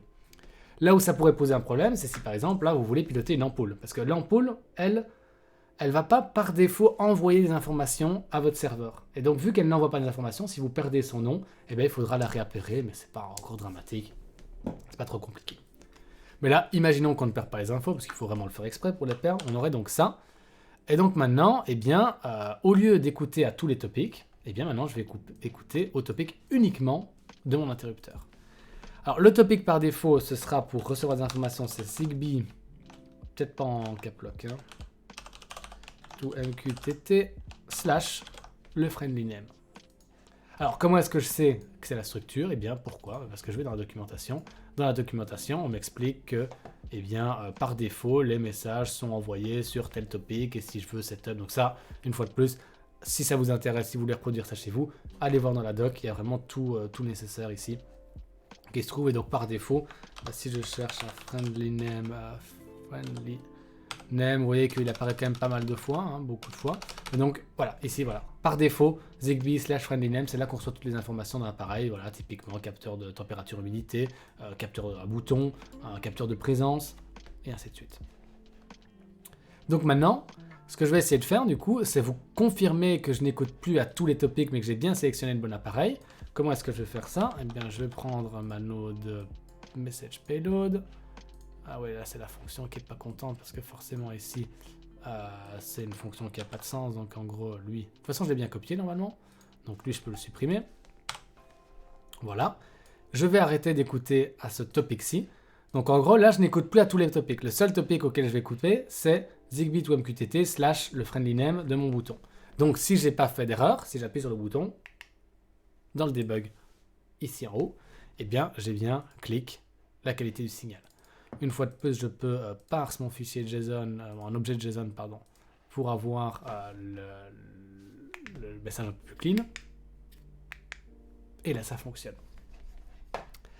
Alors du coup, maintenant, dernière chose à faire, eh bien, c'est prouver que ça marche bien qu'avec cet interrupteur-là. Et là, ce que je vais faire, c'est très simple. J'ai mon nouveau bouton, et je vais prendre mon ancien bouton ici. Donc théoriquement, là, si j'appuie sur celui-ci, qui n'est pas le friendly name qu'on vient d'écrire dans l'interface graphique, si j'appuie dessus, on ne devrait rien voir dans le debug. Je mets la petite poubelle pour vider les debugs. J'appuie sur le bouton ici. Rien du tout. Et pourtant, le bouton fonctionne. C'est pas qu'il n'y a pas de batterie, parce que si je fais ça, il éteint ma lumière. Donc là, il fonctionne bien, ce bouton-ci, mais c'est pas le friendly name qu'on est en train de débugger. Si je prends le mien, j'appuie, forcément, on a les infos. Donc maintenant, on arrive bien à appairer un appareil et s'assurer qu'on écoute les bonnes informations du bon appareil. Ce qui est ultra important, parce que si on veut faire des séquences d'automatisation, forcément, il faut pouvoir être en mesure de dire, quand j'appuie sur ce bouton-là spécifiquement, je veux telle réaction. Il ne faut pas que tous les boutons soient en parallèle exactement les mêmes, sinon ça n'aurait pas de sens. Donc là, on a bien deux boutons séparés, un qui fait une fonction, un qui n'a pas encore de fonction, mais qu'on est capable de lire dans notre debug. Et ça, c'est déjà une bonne chose. Alors maintenant, imaginons qu'on veuille du coup, regardez, on va déconstruire le message ici, donc je vais appuyer une fois sur le bouton, et on voit qu'en gros c'est un objet JSON assez classique, et qu'en gros il va nous donner action et click qui en fait sont exactement les mêmes, hein. Si je clique sur on ou off, c'est juste on ou off, et donc je pourrais par exemple faire une petite fonction ici dans Node-RED. Je prends une node function, tac. Magnifique projet, bah merci, écoute VeryBadChip, si jamais la domotique t'intéresse, eh bien ça peut être vraiment un très beau projet, parce que c'est super amusant, c'est super bon marché, et ça permet vraiment de gagner pas mal de temps comparé à la domotique en Wi-Fi. Parce que l'avantage avec ça, c'est que tout est déjà facilement compatible, facile à faire. Donc c'est vraiment top. Là par exemple, toute l'automatisation que j'ai pour le moment, je crois que ça m'a coûté une centaine d'euros pour tous les switches, toutes les ampoules ou autres chez Ikea, et on verra, on fera un peu le tour de tous les appareils qui fonctionnent ici. Donc c'est vraiment une solution très intéressante comparée au kit tout fait de domotique avec des applications propriétaires et ainsi de suite. Mais ça, je ne pensais pas nécessaire de préciser que le DIY c'est toujours plus amusant et plus libre que des logiciels propriétaires, hein. Alors maintenant, si par exemple... Ah non, attendez, ok, c'est bon là maintenant. Ah oui, c'est parce que j'étais en captation. Ok, donc si maintenant par exemple je lui faisais, on va dire par exemple, on va créer une variable input est égal à msg.payload. Ça, c'est la façon dont les messages sont envoyés dans Node-RED, hein. Un message payload, c'est le contenu du message, donc ça sera en fait l'objet qu'on voit ici à droite. Le message topic, généralement, c'est un peu quand même QTT, c'est pour traiter nos messages, mais ici, on s'intéresse juste au message payload. Donc c'est ce qu'on a à droite dans notre debug. Et si par exemple, je dis if, eh bien, input, point. Donc en gros, nous, ce qui nous intéressait, c'est par exemple l'élément click. Vous voyez que quand on clique sur on, c'est on. Quand on clique sur off, c'est off. Donc, eh bien, si input.klick égale on, alors on va faire quoi? Eh bien, on va dire msg payload. Donc en gros, ça sera l'output que va nous ressortir notre fonction est égal à lumière, non, par exemple jour. Oh ouais, jour, voilà. Et si par exemple, du coup, là, voilà, et si le message est off, bah forcément, nuit. Il return le message, et si théoriquement, on va le mettre forcément à chaque élément, à chaque... Voilà. Voilà, donc ici simplement, c'est un moyen de décoder et de traduire le message, comme ça, eh bien, on voit qu'on arrive bien à extraire l'information qui nous intéresse et voir sur quel bouton on appuie. Donc là maintenant, on s'intéresse une fois de plus au debug. Si je clique sur on, jour. Si je clique sur off, nuit. Jour, nuit, jour, nuit, jour, nuit. Et vous voyez que ça va en plus super vite, hein, le Zigbee. Très bien. Donc maintenant, bon là, c'est pas une fonction super intéressante, on la supprime, mais ça voudrait dire que du coup, là, on pourrait aller connecter une prise connectée. Et c'est ce qu'on va faire maintenant. Comme ça, je vais piloter ma prise avec mon bouton. Et pour faire ça, eh bien, je vais... Est-ce que je vais en appairer une vite fait? Ouais, j'en aurai besoin d'une plus tard, donc ça va être le cas. Alors pour ça, en fait, on a vu qu'ici, pour le bouton, on devait appuyer 4 fois sur un petit bouton, après avoir mis la pile. Donc ici, je vais la revisser, hein, avant de perdre des pièces. Et pour les prises connectées, c'est un peu plus simple, hein, parce qu'il n'y a pas besoin d'un net de pile, vu que forcément on la branche de 220 volts. Ce qu'on va besoin de faire, c'est, vous voyez qu'ici, vous ne le voyez pas, mais croyez-moi, il y a un tout petit trou, et dans ce petit trou-là, c'est typiquement les petits boutons reset dans lesquels on peut venir mettre un cure-dent, ou un trombone. Et donc je vais trouver un truc qui est capable de faire pic-pic, et on va reset ça. Voilà, un truc qui fait pic-pic. Allô, un truc qui pique. Ok. Du fil électrique, c'est parfait. Alors maintenant, une fois de plus, oui, mais alors, est-ce que c'est comme le bouton, il faut appuyer 4 fois? Est-ce qu'il faut rester appuyé longtemps? Aucune idée, pas de souci. Retournons dans la liste des composants gérés par Zigbee to MQTT. Tac, voilà, on retourne en arrière ici. Et on va, ah bah parfait, voilà, on est déjà ici. IKEA Traffic Control Outlet On-Off. Ça ressemble quand même, ça ressemble pas mal à la photo, hein. Donc on va aller là-dedans. Paf, voyons voir, pairing. Et bien ici, c'est... Voilà, le bouton dans le petit trou ici, et on va nous dire qu'en gros, on doit rester appuyé sur le bouton pendant quelques secondes, et puis on le relâche. Et en fait, il y a également une LED dans le switch, et donc on verra que la LED se met à clignoter, tout comme on avait une lumière rouge qui clignotait dans notre interrupteur. Donc on va essayer de faire ça. Je vais trouver une prise de courant pas trop loin du coup de mon Raspberry. Du coup, où est-ce que je pourrais le mettre? Je crois que j'ai une prise juste à côté en fait. Ouais. Ouais, c'est pas pratique. Attendez. Est-ce que j'ai pas une autre prise ici toute proche? Ah, je crois que j'ai un multiprise là. Ouais, ok. Alors, j'ai un multiprise là à mes pieds. Donc, qu'est-ce que je fais? Je branche la prise et j'appuie sur ici, dans le petit trou qui est ici, et j'ai un petit bouton. Donc, c'est ce que je vais faire. Et normalement, ça devrait être relativement assez proche pour que mon module, qui se trouve du coup dans l'étagère rouge, ici, puisse détecter ma prise. Alors, première chose avant toute chose, c'est de vérifier que ma prise n'est pas déjà appairée. Alors, pour faire ça, je me débug ici en ça, et normalement, en fait, une prise, quand on la connecte, elle va nous dire « Coucou, je viens d'être connecté ». Donc, alors, je vais vérifier ça. Est-ce qu'elle est connectée? Non, elle a l'air de ne pas être encore appairée. Je vais quand même la vérifier qu'elle est bien éteinte. Je la rebranche. Ok, donc cette prise-là n'est pas encore connectée. Donc moi, ce que je fais, je retourne dans... Je me réabonne ici au topic, le petit hashtag, donc qui va écouter tout MQTT. Je prends mon petit pic-pic, je reste appuyé quelques secondes sur la prise, et on va voir si quelque chose apparaît dans notre debug. Voilà, donc là, je reste appuyé dessus. J'ai pas l'impression que la lumière change de couleur, donc j'appuie quelques secondes, je la relâche. Est-ce que ça fait quelque chose? Oui. Donc là, en gros, j'ai entendu la prise qui a fait clic-clic, et je vois la lumière qui se met à respirer. Et donc, on va voir si elle est suffisamment proche de mon... Paf, excellent. Là, ça marche. Donc, regardez, on a le même message que tout à l'heure. On avait d'abord Device Connected. Ensuite, on a Pairing. Ensuite, on a Device Announced. Et donc, si tout se passe bien, on devrait avoir un quatrième message. Et le quatrième message nous dit Pairing Success. Et puis également la marque et le modèle précis de mon appareil. Donc là, ça prend un petit peu de temps. Donc, comme tout à l'heure, 4 messages. Le coucou, je veux me connecter. Coucou, je suis en train de me connecter. Recoucou, je suis toujours en train de me connecter. Donc c'est un message de plus, mais ouais, c'est le même message que ici à côté. Vous ne le voyez pas avec ma caméra, mais en gros, là, il dit juste pairing. Et donc, on va juste vérifier si ça marche. Donc, si vous voulez décomposer les messages, en fait, donc c'est simplement, ça dit interview started, interview successful, device announce. Donc ça, c'est en vrai, c'est pas important. L'élément qui nous intéresse le plus, du coup, c'est le friendly name. Le friendly name, en fait, on le retrouve... où est-ce qu'on le retrouve? Le friendly name, on ne l'a pas encore pour le moment. On l'aura à la dernière étape quand il confirme qu'il s'est correctement appairé. On va l'avoir, vous inquiétez pas. Il faut un peu de temps. Et si jamais ça ne s'appaire pas du premier coup, eh bien, pas de souci. Il suffira de refaire la procédure. C'est pas très compliqué. Alors, il ne répond pas. Voyons voir. Est-ce que c'est lui qui me donne le debug? Oui.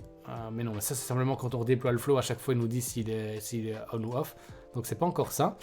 La prise n'a pas l'air de fonctionner. Maintenant ce que je vais essayer de faire, c'est la débrancher, rebrancher. Peut-être que j'ai manqué le message. Donc si je la débranche, rebranche. L'avantage avec les prises connectées, c'est que dès qu'on les branche, elles disent quand même au réseau coucou, je viens d'être branché. Parfait. Ok, voilà. Donc là, j'ai ce qui m'intéresse. Ce qui m'intéresse en fait, c'est ceci. Vous voyez que là, en gros, je viens de brancher. Ce message-ci ne nous intéresse pas. C'est vraiment le deuxième message ici. En gros, quand j'ai branché la prise, il y a un message qui est arrivé. Et le message, c'est actuellement, je suis en état on. Donc ça me prouve bien que c'est un switch, une prise connectée. Et la qualité du signal est de 55. Bon, ça, c'est pas important. Et donc, ce qui va nous intéresser maintenant ici, c'est le friendly name. Donc, ce qui suit Zigbee to MQTT 058 8E et ainsi de suite. Je fais copier. Et maintenant, je vais le remettre du coup dans une node MQTT, mais forcément ici c'est une node MQTT out, on va vouloir piloter la prise, lui envoyer des informations. Et donc ici c'est Zigbee to MQTT slash friendly name slash set. Alors comment est-ce qu'une fois de plus je sais la structure de message à faire? Une fois de plus, on va dans la documentation. Dans la documentation, on a tous les topics MQTT qu'on doit utiliser. Et pour setup un appareil en particulier, qu'on veut set cet appareil, forcément, on va devoir lui donner, on dit qu'on veut aller s'abonner au topic Zigbee to MQTT, on donne le friendly name de l'appareil et on dit qu'on veut le set. Parce qu'il y a d'autres informations, on peut par exemple des fois avoir device info pour voir juste simplement voir dans quel état est la prise, si elle est connectée ou déconnectée. Là, on veut set notre prise. Très bien. Le problème, c'est que, oui, super, mais quel genre de message on va lui envoyer en fait à notre prise? Parce que qu'est-ce que je fais? Moi, j'envoie on-off. Je vais plutôt faire /set du coup. Voilà. Oui, voilà, ça c'est typiquement le genre de message, forcément il donne des mots pour une ampoule connectée, mais si par exemple je voulais proprement setup l'élément, je devais envoyer un fichier JSON avec state, on ou off, mais Zigbee to MQTT est assez malin pour simplement si on l'envoie en texte on ou off, ça marche. Donc on a vu que j'étais aussi étonné que en fait Zigbee to MQTT est tellement bien fait et tellement user-friendly et bien pensé pour les débutants qu'en fait si on lui dit bêtement, naïvement on-off, il fait on-off. Alors là je vous le dis que ça marche, mais si je vous le montrais, comment est-ce que je peux vous le montrer? Eh bien, je vais par exemple... Ah bah très simple, regardez, attendez. Hein. Voilà. Et voilà. Donc là, qu'est-ce que j'ai? Ici, j'ai quoi? J'ai... est-ce que vous voyez dans ma caméra? Oui, vous voyez le slot bleu, qui du coup n'est plus bleu. Vous voyez, il est ici. Eh bien là, je viens de le brancher sur ma prise connectée. Et ce que je vais faire, c'est que maintenant, au lieu de la piloter avec une télécommande infrarouge comme c'était le cas auparavant, eh bien maintenant qu'elle est connectée sur ma prise, je devrais pouvoir l'allumer et l'éteindre avec mon Zigbee, et donc avec mon Node-RED. Si je clique sur On, ça s'allume. Si je clique sur Off, ça s'éteint. Voilà. Donc là, c'est bien la démonstration que le Zigbee est capable de fonctionner pour allumer la prise. Et vous voyez que ça va assez vite. Hein. Niveau réaction... Et là, il y a ma LED qui est pas contente. Parce que là, j'entends le clic-clic du relais. Mais à mon avis, la bande LED, le spot LED, lui, est pas content qu'on le déconnecte, reconnecte. Voilà, là, il fonctionne. Donc, ça marche. Et ce que j'aimerais bien faire, du coup, c'est que vous avez montré mon ancien bouton, que quand j'appuyais sur le bouton, ça éteignait tout mon studio. Et vous voyez que ces deux ampoules-là sont déjà connectées sur une prise Zigbee. Et du coup, je voudrais que le reste de mon étagère le soit également. Ce qui n'est pas le cas pour le moment.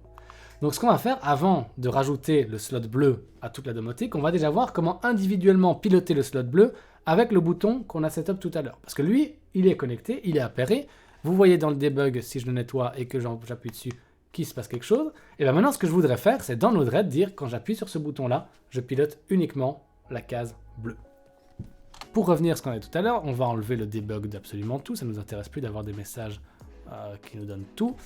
Ici, on a ce qui est capable de piloter la prise connectée. Et ici, on a notre bouton. Hein, revérifions que notre bouton fonctionne toujours. Paf. Si j'appuie sur le bouton, on, off. Et on a vu qu'il suffisait d'envoyer en MQTT, on ou off pour piloter notre prise connectée. Mais d'un autre côté, ici, on voit qu'en fait, le clic, il nous envoie on ou off. Donc, très simplement, si je réussis à extraire le contenu de message action ou message click, je devrais pouvoir en 2 lignes de code, même une ligne en vrai, piloter ma prise avec mon interrupteur. Et c'est ce qu'on va essayer de faire. Regardez, ce qu'on va faire, c'est que par exemple, en imaginant qu'on sait la structure du message, on sait que ce sera toujours message action, message click et link quality. Si par exemple, je faisais msg.payload est égal à msg.payload.click. Voilà, donc je tape juste ça. Je dis juste que je veux que la sortie de ma node function soit juste le contenu de l'élément click. Et donc le contenu, en fait, ça sera on ou off. Et on a vu tout à l'heure que quand on clique et qu'on envoie en string on ou off, ça marche. Donc si maintenant je fais juste ça, j'ai plus besoin du debug, mais on va quand même le garder ici. Tac. Théoriquement, aussi simple que ça. Est-ce que ça marche? Ça marche. Parce que vous voyez comme c'est facile. Parce que oui, on pourrait utiliser l'application d'IKEA d'origine, mais là, on ne fait que copier une des fonctions de chez IKEA. Parce que IKEA, l'application est plus intuitive. Il n'y a pas besoin de copier-coller le friendly name, il n'y a pas besoin de programmer de ligne de code. Mais vous voyez que c'est quand même assez simple en fait de faire nous-mêmes en DIY notre système. Là, j'ai juste fait une ligne de code, j'ai juste connecté 3 nodes ensemble. On, off. Voilà. Et vous voyez que ça répond aussi extrêmement vite. Hein. C'est pratiquement instantané. Donc c'est même limite presque plus rapide qu'un truc qui serait en Wi-Fi à mon avis. Donc maintenant, on a notre bouton. Et ce que j'ai dit du coup, maintenant on va essayer de faire une fonction un peu plus avancée. Je disais que je voulais pouvoir, avec l'ancien bouton, piloter tous les blocs. Donc maintenant, je vais rajouter le bloc bleu, qui ne soit plus non plus piloté uniquement par ce bouton-ci, mais lui donner également le contrôle avec ce bouton-là. Et bien on va voir ça. Donc maintenant, qu'est-ce que je veux faire? Je vais retourner sur mon ancien flow. Vous voyez que ça, c'est déjà en gros tout ce qu'il y a de l'autre côté. Et on verra un peu en détail la suite ici. Mais là, en gros, ce qu'on a, c'est quoi? Lampe bureau, lampe d'esquelette, prise backlight. Oui, parce qu'en vrai, Là, vous n'avez qu'une seule scène, mais en fait, là, à côté de moi, il y a un autre bureau avec une autre caméra. Je pense pas qu'on l'utilisera aujourd'hui, mais en fait, pour d'autres lives, s'il faut souder ou autre, il y a encore un desk juste à côté. On le verra un peu plus tard. On n'en aura pas vraiment besoin, mais si, je vous le montrerai tout à l'heure pour les ampoules connectées. Ouais, comme ça, on fait un peu on montre un peu tout le studio, quoi. Hein. Donc là, je vais voir, tac, qu'est-ce qui m'intéresse, c'était le main switch 1. Main switch 1, c'est lui. C'est le fameux bouton qui éteint tout. Alors en fait, si vous voulez savoir exactement ce qu'il éteint, donc en gros, on va regarder ce qui s'éteint. On voit forcément qu'il y a ces deux blocs-ci. Hein. Il y a en gros une lampe RGB derrière moi, vous voyez, qui est là, qui elle aussi est sur une prise connectée. Et il y a également des lampes de bureau, ampoules connectées comme celle-ci, on les verra tout à l'heure dans le desk elec, qui également s'éteignent. Et donc, ça c'est le main switch.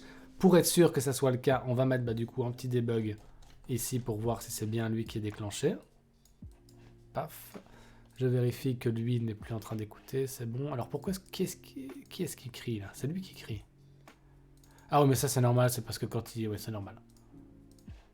Vous savez quoi, je vais arrêter de parse un JSON string. On va juste dire que c'est un autodetect. Comme ça, il arrête de m'envoyer des messages d'erreur. Et du coup, lui, on va le mettre à autodetect. C'est pas important. Hein, mais ça m'énerve les messages d'erreur comme ça quand il n'y a pas de vraie erreur. Paf, paf, paf. Où est-ce que je suis? Donc, on avait dit main switch 1. Donc, c'est le bouton qui éteint tout. Théoriquement, quand j'appuie dessus, 0. Paf, c'est bien lui. Et donc, lui, c'est la même chose que tout à l'heure. Action off, click off, la batterie, la link quality. Ça, c'est pas important. Donc maintenant, on voit qu'on a prise backlight, que j'ai mal écrit, cela dit, qui est la lumière là derrière moi. On a lampe desk elec, c'est une des ampoules qui est de l'autre côté. On a lampe de bureau, en fait, c'est une autre ampoule connectée qui se trouve... Vous voyez, qui se trouve ici. Regardez, elle est juste là. Et en fait, elle est un peu lumineuse, et ne vous inquiétez pas, on va voir comment piloter une autre prise qui est capable d'éteindre juste les ampoules. Pas tout, juste les ampoules connectées. Incroyable, hein. Avec deux boutons différents, on pilote exactement la même chose. Donc, je disais que, en gros, lampe de bureau, c'est la lampe qui est là, que je vais éteindre, et que je vais repousser. Et c'est tout. Et donc maintenant, ce qu'on va pouvoir faire, c'est rajouter notre autre bloc bleu. Alors ici, c'est un peu long, Zigbee to MQTT 0x, blablabla. On va lui donner un nom particulier, bloc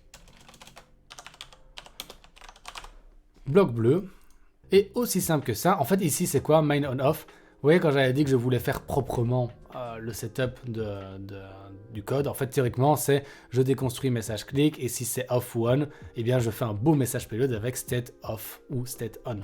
Là, pourquoi est-ce que je fais ça? Eh bien parce que je pourrais imaginer plus tard, dans le futur, de ne pas simplement récupérer message click, mais je pourrais par exemple avoir un timer qui dirait éteindre la lumière à telle heure, ou alors connecter ça avec un autre type d'éléments. Donc ça, c'est pour être un peu plus future-proof. Mais théoriquement, je pourrais avoir dans main on-off la même fonction qui est ici, beaucoup plus simple, beaucoup plus propre, enfin beaucoup plus, pas propre justement, beaucoup plus simple en fait simplement. Ça marcherait aussi. Mais ici on a vu que ça fonctionnait, vu que le bouton réagit. Donc j'ai plus qu'à juste rajouter bloc bleu, tac, je le connecte ici, je déploie mon flow. Node-RED c'est vraiment un logiciel extraordinaire hein, quand même. Et maintenant je reprends mon main switch, je clique dessus, si tout se passe bien, ça s'éteint derrière moi, ça s'éteint, la lampe de bureau s'éteint, et également du coup maintenant le bloc bleu. Est-ce que ça marche? Ça marche. Voilà, donc là, une fois que c'est setup, je copie, je colle ma node, drag and drop, je connecte les nodes et abracadabra, j'ai rajouté simplement une prise de plus dans mon main switch. Voilà. Et donc théoriquement, si je voulais également piloter le bloc rouge, vous vous en doutez, c'est exactement le même principe. Là, on va pas réappairer actuellement une prise en plus. Parce qu'en fait, là, les lumières qui sont ici, c'était juste pour ce live-ci de ne pas avoir la lumière, le truc sombre. Mais en fait, je vais rajouter des LED WS2812B. Chaque bloc aura ses couleurs adressables. Et comme vous le savez probablement, si vous suivez les lives depuis un petit temps, j'adore faire des objets qui sont pilotables par le chat. Et donc, vous aurez des commandes point d'exclamation LED, et vous pourrez du coup changer vous-même avec des commandes dans le chat avec un bot que j'ai également fait sur Node-RED. Vous pourrez piloter la couleur de chaque bloc séparé. Ça, ce sera pour un prochain live, hein, donc voilà. Mais ça, dans le futur, en fait, je vais enlever ces blocs-là. Il n'y aura pas une prise connectée à chaque. Ce sera vraiment un contrôleur pour tout l'éclairage du Kallax. Si par exemple, je veux des modules Zigbee dans chaque pièce maison, ils font donc un Raspberry Pi par pièce. Non, pas du tout. Non, en gros, tu as un Raspberry Pi qui va servir de serveur central. Ok. Attends, si tu veux, je peux reprendre la tablette, voir si tu veux, je peux te refaire un petit schéma, comme ça tu vois bien tout à fait. Mais c'est une excellente question, hein. C'est une très très bonne question. Mais heureusement, ça va coûter beaucoup moins cher que ça. Ok, donc imaginons que tu aies ici ton Raspi. Ok, avec ton adaptateur CC2531. Ok. Et en fait, ce que lui va faire, bah, il va du coup faire le fameux truc. On va tout encapsuler dans un truc. Ok, ici dans la bulle bleue, c'est Zigbee to MQTT, c'est Node-RED, c'est ce qu'on voit actuellement. Et en fait, ce que lui va faire, eh bien, il va se connecter à nos différents appareils. Ok, par exemple, une ampoule. Voilà, par exemple, un interrupteur connecté, ou par exemple, une prise de courant connectée. Ok, ça c'est une prise de courant, d'accord? Et en fait, comme je le disais, mais c'était peut-être que tu n'étais pas là au début du live, en fait, les appareils qui sont tout le temps alimentés en électricité, donc typiquement les prises de courant, parce que forcément, lui, c'est sur batterie. Les ampoules, si on éteint l'ampoule, elle n'est plus alimentée, mais la prise de courant est tout le temps branchée dans le courant. Donc, lui, ceux qui vont être entourés en bleu, ils sont sur batterie. Donc, ils fonctionnent, mais ils ne sont pas capables d'agir comme repeater, en fait. Mais lui, il est connecté sur secteur. Donc, il est tout le temps alimenté en électricité. Et là où les gars sont super malins quand ils ont fait le Zigbee, c'est qu'ils se sont dit « Ah, mais ce qu'on pourrait faire, c'est que vu que lui, il a tout le temps du courant, il va pas simplement recevoir des informations, mais il va agir comme un routeur, comme un répéteur du signal. » Et donc, en fait, si on imagine que, par exemple, la zone jaune, ici, c'est la portée maximale, imaginons que ça soit une chambre, ouais, ça soit une chambre, et qu'en fait, le signal ne passe pas dans une autre pièce. Eh bien, ça, c'est dans jaune, la partie où j'ai du signal possible. Sauf qu'en fait, lui, la prise qui est ici, eh bien, il va agir comme un repeater. Et donc, il va étendre mon signal et permettre de connecter d'autres appareils. Et donc, en fait, lui aussi, il va créer... Je vais faire d'une autre couleur, du coup. Excuse-moi, voilà. Lui aussi, il va créer autour de lui une autre zone qui va étendre la portée. Et donc, ici, ici, par exemple, si je me trouve ici, j'ai un autre capteur. Si, par exemple, j'ai une autre ampoule, tu vois, dans une autre pièce, ok. Eh bien, dans ce cas-là, à l'origine, je ne pouvais pas avoir une connexion directement du serveur à l'ampoule, parce que dans la zone jaune, c'est mon à portée, donc théoriquement, l'ampoule est hors de portée, parce qu'il y a un mur qui bloque le signal. Sauf que maintenant que j'ai mis ma prise connectée agit comme un routeur, agit comme un repeater, et donc mon ampoule, en gros, elle va d'abord se connecter, je vais changer de couleur, pardon, elle va d'abord se connecter à mon repeater, et le repeater va renvoyer le signal à mon Raspberry Pi. Et donc avec un système comme ça, voilà, comme le explique très bien Ram, on peut faire ce qu'on appelle un mesh network. Et donc en gros, tous les éléments vont pouvoir s'interconnecter et permettre d'augmenter le nombre de devices et augmenter la portée. Parce qu'en fait, si du coup, dans une autre pièce, vous voyez, dans la zone arc-en-ciel, là, je mets une autre prise connectée, qui serait par exemple, imaginons qu'on ait une autre prise connectée à un autre endroit. Vous voyez, là, ok, vous la voyez. Et bien, ce qui va se passer, c'est que la prise connectée, je vais prendre ça comme ça, elle va se connecter à mon Raspberry Pi, sauf que si elle est à portée de lui, elle va se connecter comme ça, et lui va se connecter comme ça, et puis s'il y a une autre prise connectée, ils vont se connecter ailleurs, et donc en fait, dès qu'un appareil comme celui-ci est dans la portée de l'un, et bien le message va remonter la toile ici un peu, et ils vont être capables de revenir jusqu'au Raspberry Pi. Donc en fait, pour répondre à ta question, il faut un seul Raspberry Pi qui fait le serveur principal, et après, tous les devices que tu vas connecter en Zigbee vont automatiquement servir de relais, il n'y a rien besoin de setup, c'est vraiment tout automatique. Revenons dans notre Node-RED. Paf, paf, paf, paf, paf. Ok. Donc on avait fait quoi? Pour résumer, comme ça en plus Maël vient d'arriver, donc on résume un peu où on était. On avait vu comment ça fonctionnait en principe, comment est-ce qu'on connectait tous les appareils ensemble, comment est-ce qu'on connectait donc le Raspberry Pi, le relais Zigbee to MQTT. J'avais montré comment ça fonctionnait les boutons, on a appairé un bouton et une prise connectée, et on a fini par pouvoir piloter individuellement un bloc, vous voyez le bloc bleu ici, on-off, et faire un autre bouton qui pilote plusieurs blocs ainsi que la lumière d'ambiance derrière moi. Voilà. Donc ça, c'est où on en est. Maintenant, on peut passer du coup aux ampoules. Parce que les ampoules, et les boutons des ampoules, les ampoules vont être un peu plus subtils. Parce qu'ici, on a vu du on-off. Okay, c'est une prise connectée, elle s'allume ou elle s'éteint. Sauf que chez Ikea, si vous regardez, il y a également des boutons comme ceci. Vous voyez, évidemment, c'est un peu saturé. Donc qu'est-ce que je vais faire? Je vais vous montrer plutôt la photo de l'appareil. Comment est-ce que ça, qu'est-ce que quoi? Tac, supported devices, Ctrl F, trad, free. Voilà. Moi, ce qui m'intéresse, du coup, c'est de jouer avec Donc ça, c'est ce qu'on a fait actuellement, ce bouton-ci. Et on va du coup nous jouer avec... je l'ai passé totalement. Oui, voilà, lui. On va avoir Power, et puis on va avoir gauche-droite qui permet d'éventuellement changer la température de couleur, par exemple. Et on va également avoir aussi... Ah oui, très bonne remarque, Yonner, effectivement. Il n'y a pas juste on-off, il y a aussi long press, mais on le verra justement pour cette commande-ci. On va donc avoir un bouton central, des boutons gauche-droite, des boutons haut-bas. Et en vrai, à l'origine, quand vous achetez le kit, par exemple, une ampoule et un connecteur, et un contrôleur, qui coûte une vingtaine d'euros chez Ikea, et bien par défaut, les deux sont appairés ensemble. Et vous verrez que le bouton, on va avoir le bouton principal qui allume et éteint l'ampoule, plutôt logique.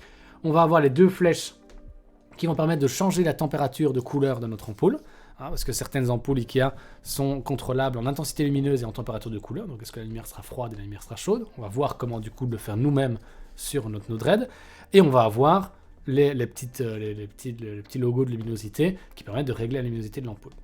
Sauf que ça, c'est comment le système est pensé pour fonctionner, mais on pourrait du coup nous totalement l'utiliser autrement et dire, en fait, ce bouton-là, je veux que, par exemple, j'utilise les 4 flèches pour pouvoir allumer ou éteindre des blocs séparés dans mes lumières. Ou alors, par exemple, changer avec les flèches, pas la température de couleur, mais la valeur RGB. Ou par exemple, avoir un truc complètement différent, avoir une sonnette connectée qui permet d'ouvrir un portail. Donc théoriquement, le bouton, en fait, je peux l'utiliser pour piloter une ampoule comme il est conçu, mais vu que dans Node-RED, j'ai la capacité de simplement analyser chaque bouton, je peux faire ce que je veux avec, et ça peut vraiment être... je pourrais théoriquement piloter une imprimante 3D en X, Y, Z avec ça.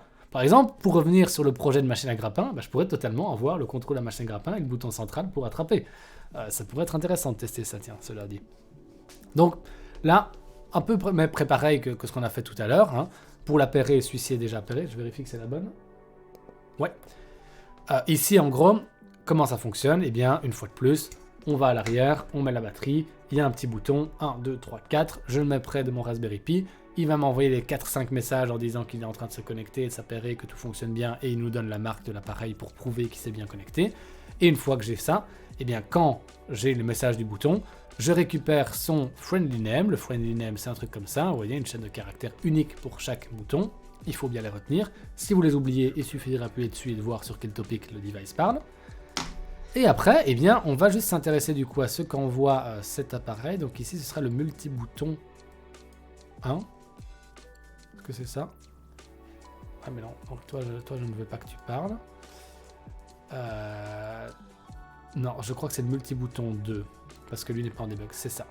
Donc si par exemple, je venais de débugger ici, une fois de plus, quand j'aurai clean un peu tout ça, vous pourrez retrouver des floats démos disponibles sur mon GitHub ou autre, ce sera disponible, ou dans le replay, dans la description du replay que je mettrai sur YouTube, vous pourrez trouver ça. Si vous voulez savoir où se trouve ma chaîne YouTube ou autre, !RS, est-ce que mon bot fonctionne toujours? Oui, et donc vous allez voir sur YouTube et vous aurez les informations du flow et de tous les liens utiles dans la description, bien entendu. Et donc maintenant, je mets donc sur mon multi-bouton 2, je déploie mon flow, j'active mon debug, donc théoriquement, si je vais maintenant ici en haut à droite, quand j'appuie dessus, je devrais avoir des informations. Excellent. Alors, qu'est-ce qu'on a comme commande possible? On a le bouton principal qui s'appelle Toggle. Ok. Je vais maintenant appuyer sur les flèches. Si j'appuie sur une flèche d'un côté, on va avoir Arrow Left Click. Si j'appuie sur l'autre flèche, devinez quoi? Arrow Right Click. Très bien. Je clique ici. Si j'appuie sur l'ampoule le plus lumineuse, ça va me donner quoi? Brightness Up Click. Si j'appuie sur le moins lumineux, Brightness Down Click. Donc là, en gros, avec une pression simple, j'ai déjà 1, 2, 3, 4, 5 boutons différents. Regardez maintenant ce qui se passe si j'appuie sur le bouton central longtemps. J'appuie dessus, il va dire Toggle, je reste appuyé dessus, et il va me dire Toggle Hold. Donc là, il me dit que je suis resté appuyé. Donc on a une fonction de plus sur le bouton, c'est appui bref, appui long. Ralm va se faire à manger, bien bon appétit à toi Ralm, peut-être à tout à l'heure, peut-être à bientôt dans un prochain live, voilà, bon appétit. Salut. Et moi je ne mangerai pas encore maintenant. Donc on-off, ok, et restez appuyé sur le bouton. Et donc vous vous en doutez, on va avoir ça sur les autres boutons, si par exemple là j'ai Arrow Left Hold, directement il me le dit. Et en gros vous allez voir qu'en gros il y a deux messages. Forcément, si par exemple on veut régler de façon continue la luminosité, il faut savoir quand on commence à appuyer sur le bouton et quand on le relâche. Et c'est ça en fait qu'on va avoir ici. Quand je commence à rester appuyé dessus, hold. Quand je le lâche, release. Donc là, si maintenant je fais appui court, appui long. Hop, vous voyez que pour un bouton, eh ben, on va avoir 3 informations, appui court, commencer à appuyer, relâcher. Donc là, on va vraiment multiplier le nombre de scénarios possibles pour chacun de nos boutons. Et on aura ça pour tous, hein, bien entendu, brightness done hold, release et ainsi de suite. Et si maintenant je me réintéresse du coup aux anciens switch ici, main switch 1, il est toujours en debug. Donc si j'appuie sur on, il me dit bien on. Et attendez, qu'est-ce qui parle là?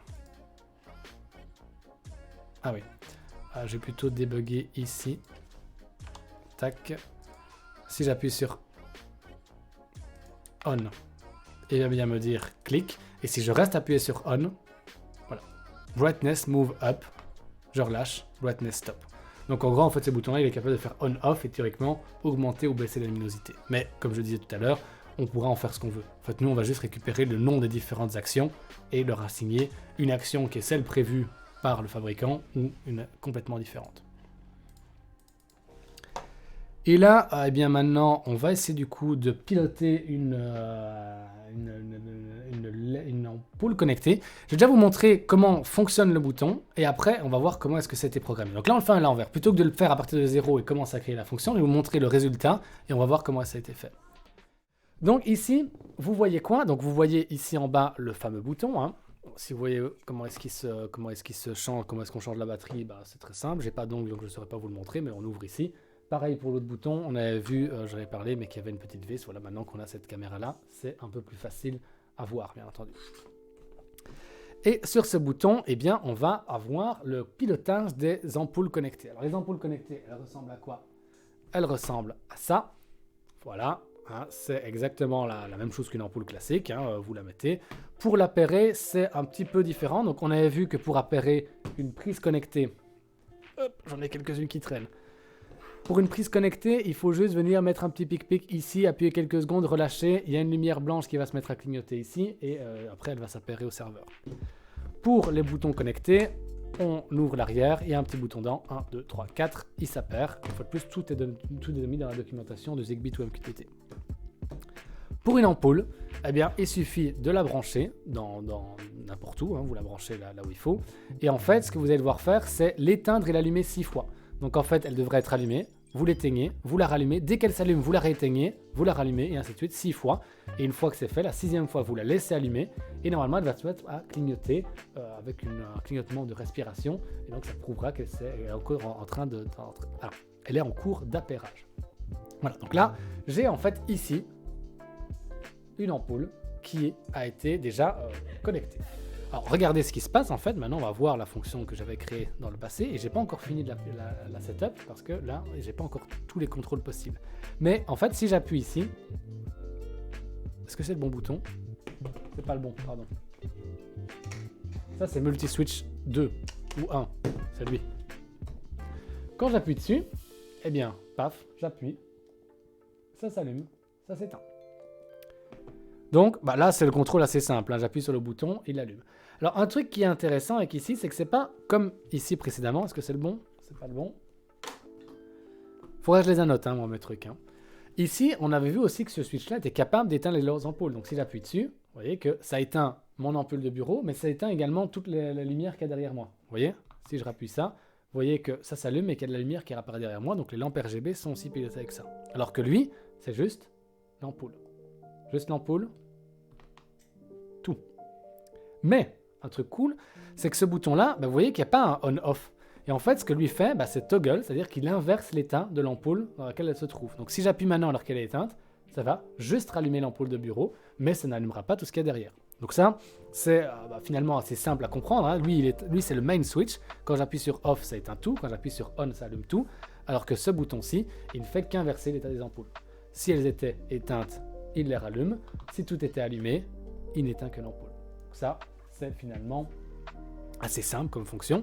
Mais il y a un autre truc intéressant, c'est que j'avais expliqué qu'on pouvait changer la température de couleur de l'ampoule.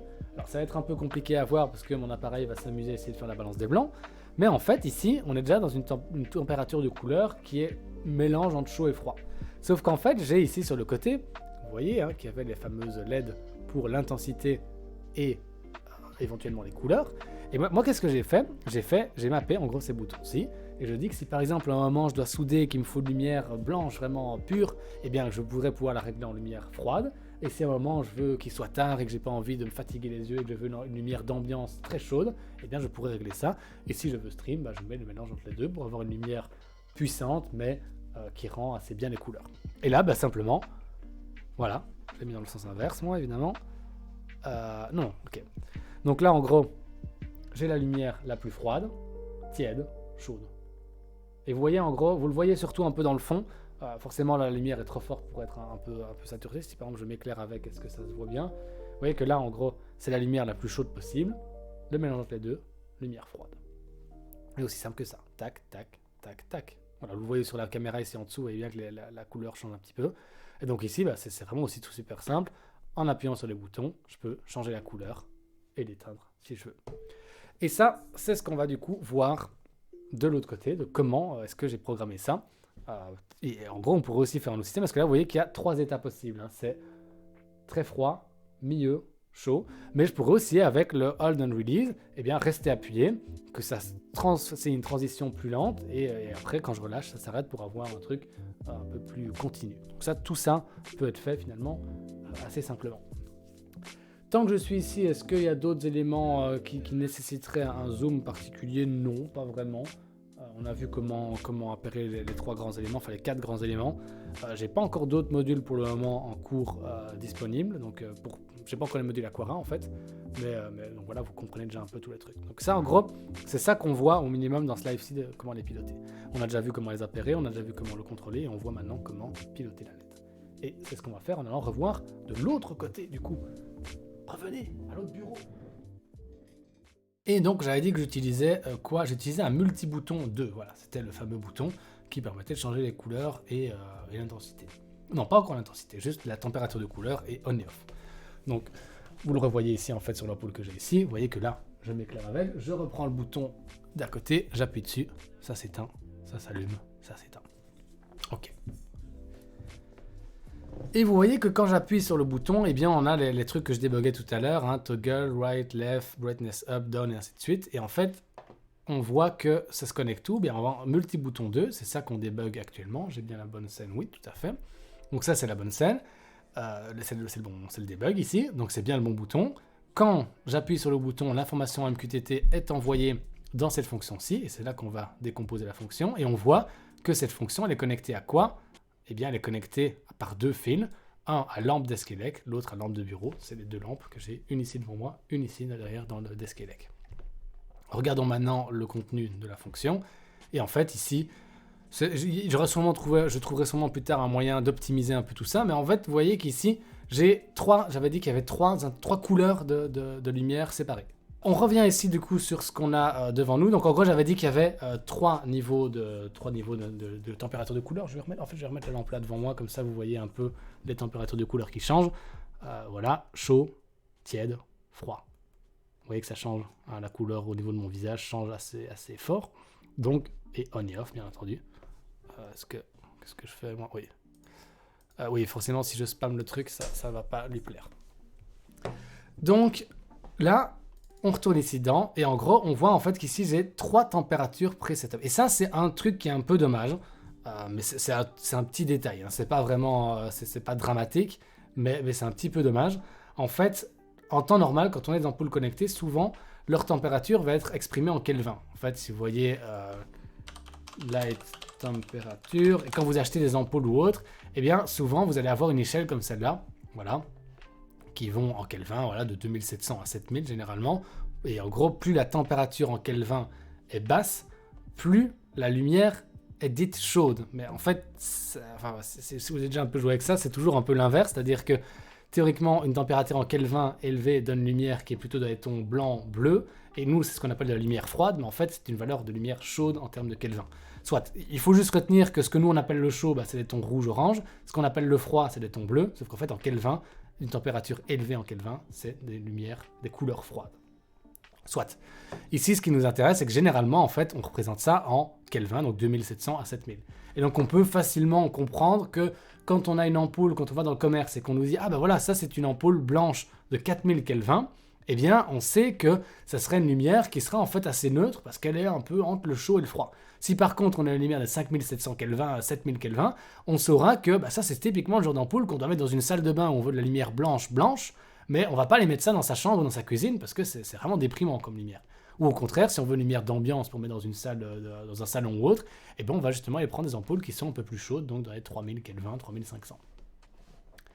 Et la plupart du temps, dans tout ce qui est domotique, eh bien, les ampoules connectées qu'on utilise, eh bien, elles comprennent ces valeurs en Kelvin. C'est-à-dire qu'on peut lui dire, je veux que tu te règles à 3000 Kelvin. Dans le cas, en tout cas, dans certains cas, c'est le cas. Pour certaines ampoules connectées, il me semble que les D-Light, on peut lui donner une valeur en Kelvin, il n'y a pas de souci. Dans le cas des Trad-Free, donc les ampoules connectées de chez Ikea, malheureusement, la façon dont ils l'ont programmé, c'est un peu bizarre, mais c'est avec des valeurs qui vont de 250 à 450. Je ne pourrais pas exactement vous dire pourquoi ces valeurs-là, mais en gros, elles vont de 250 à 450. Donc ça représente déjà, on perd un peu cette notion de Kelvin, parce que forcément, vous voyez bien que c'est entre des 2000 à 7000 et des 250 à 450, c'est un peu dur de comprendre ça. Et un autre truc qui me dérange un petit peu, on est vite perturbé, mais c'est pas dramatique non plus, c'est qu'en fait, eh bien, comme je le disais, on va revenir ici, 2700, donc petite valeur c'est chaud, forte valeur c'est froid. Et pour je ne sais quelle raison, quand ils ont programmé leurs ampoules connectées chez Ikea, ils se sont dit, ce qu'on va refaire, c'est qu'on va inverser les valeurs. Et donc en fait, quand normalement les valeurs faibles sont du chaud et les valeurs élevées sont du froid, et bien chez Ikea, pour leur système, déjà que ça va 250 à 450, et bien ici c'est l'inverse. Une valeur faible, c'est du froid, et une valeur élevée, c'est du chaud. Alors je ne saurais pas vous dire d'où ça vient, de pourquoi, du comment, mais c'est comme ça. Donc en fait ici, il faut juste retenir que voilà, ces trois valeurs-ci, celle-ci c'est la valeur la plus froide, ça c'est la valeur intermédiaire, ça c'est la valeur la plus chaude. Et après, eh bien ici, ce que je fais dans mon code, c'est pas extraordinaire. En fait, simplement, je veux limiter à 3 boutons. Donc, si jamais j'appuie au-delà d'une certaine valeur, ça bloque le curseur, en gros. Et simplement, on va récupérer les 3 valeurs. Et comme ça, on peut retenir sur lequel bouton on a appuyé, tout simplement. Et ça le fait, en gros, lui, ce qu'attend mon ampoule, elle va juste attendre qu'on lui envoie color temp et puis une valeur donc, de 250 à 450. Et ça, je peux essayer limite de le montrer vite fait en la repilotant. Donc je vérifie que l'ampoule fonctionne. L'ampoule fonctionne toujours. Donc là, par exemple, au lieu de faire toute la fonction qui va détecter les boutons et tout ça, je vais juste en recréer une rapidement. Voilà, par exemple ici. Et ici, je vais créer un objet JSON. Paf, je vais l'éditer. Voilà. Hop, hop. Et si maintenant, du coup, je fais color underscore temp et que je lui donnais par exemple une valeur de 450, donc dans le monde Ikea c'est la valeur la plus chaude possible, voilà. C'est peut-être basé sur les Mireds, j'en ai vraiment aucune idée. C'est quasiment certain, il doit y avoir une raison valable de le faire et qu'en fait peut-être pour dans le monde de la lumière, de la couleur ou autre, c'est peut-être ultra évident. Moi c'est parce que j'ai l'habitude de travailler en Kelvin donc ça me paraît un peu bizarre, mais ça se trouve en fait c'est beaucoup plus normal que de travailler avec ces valeurs-là. Donc ici, moi, ce que je retiens juste, c'est si je mets 450, si j'ai bien compris le fonctionnement, théoriquement, ça doit être chaud. Et du coup, je vais refaire un autre avec la valeur minimale. Et en fait, selon les modèles d'ampoules, selon les marques ou autres, en gros, ils vont... Des fois, justement, tu vois, la gamme, par exemple, comme Stedux nous le dit, théoriquement, ça va de 153 à 500. Alors que Ikea va, du moins cette ampoule-là, va de 250 à 450. Ça, c'est simplement dû au fait des LED qu'il y a à l'intérieur de l'ampoule, en fait. S'il y a des LED, un mélange de LED très chaud et de LED très froid, ils sont peut-être capables de faire vraiment deux extrêmes de chaud et froid. Et si c'est des LED un peu plus classiques, un peu plus conventionnels, on a une gamme plus restreinte. Donc souvent, selon les marques, on va se rendre compte, et même selon exactement le modèle de la même marque, donc par exemple chez Ikea, ils vendent plusieurs versions d'ampoules connectées. Eh bien, il y en a peut-être une qui va de 250 à 450, une autre qui va de 150 à 450, et donc ils sont plus ou moins paramétrables. Alors ici, qu'est-ce que... Oui, j'ai écrit mal mon objet, moi. Tac. Donc là, en gros, juste pour bien vérifier qu'on peut envoyer le message tout simple. Tac, lui, je vais le supprimer. Lui, je vais le copier-coller. Donc là, on va juste pousser l'information de setup, donc 250. Donc normalement, manuellement, ici, sans jouer avec les boutons, si je vais juste piloter la lampe de bureau. Tac, je le connecte là, je le connecte là, je ferme ça, j'ouvre ça. Donc là, faible chiffre, donc froid. Sauf qu'elle est déjà froide actuellement, donc je vais plutôt la mettre chaude. Elle est chaude. Elle est froide. Voilà. Donc ça, c'est le contrôle manuel, et je pourrais avoir l'automatisation, comme je l'ai fait avec les fameux boutons ici, où je peux changer la température de couleur rapidement, ou éteindre ou allumer. Une fois de plus pour piloter, je le rappelle, si vous ne l'avez pas vu tout à l'heure, mais en gros, c'est simplement Zigbee to MQTT / le friendly name de mon ampoule, c'est ce qu'on obtient comme chiffre, comme valeur quand on l'appelle à notre routeur, et en plus après /set pour dire qu'on veut lui pousser une commande. Voilà, aussi simple que ça. Et maintenant, un dernier élément dont je voudrais parler avant de clôturer ce live, mais on a encore 2-3 trucs à faire du coup, c'est que là je vous ai montré comment setup le tout, comment utiliser des boutons déjà existants, sauf que maintenant, quitte à utiliser Node-RED, et que Node-RED est capable de créer une interface graphique, ben, j'aimerais bien pouvoir, en plus des boutons, avoir une application disponible sur mon smartphone.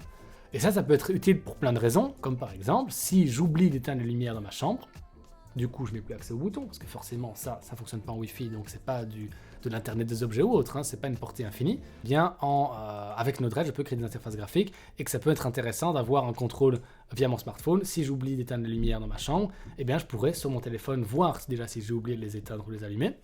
Donc je pourrais voir leur état, et les piloter depuis l'extérieur. Donc du coup, avoir la partie 4G Wi-Fi pour piloter ma domotique. Ce qui normalement pourrait être fait avec une application propriétaire, mais du coup ça implique de passer par leur cloud, de passer par le service. Si un jour leur cloud ferme, vous êtes foutu. Si leur application devient payante, vous êtes foutu. Alors qu'avec Node-RED, c'est vous qui contrôlez tout. Donc on va vite voir comment piloter tout ça, du coup avec notre petit Node-RED.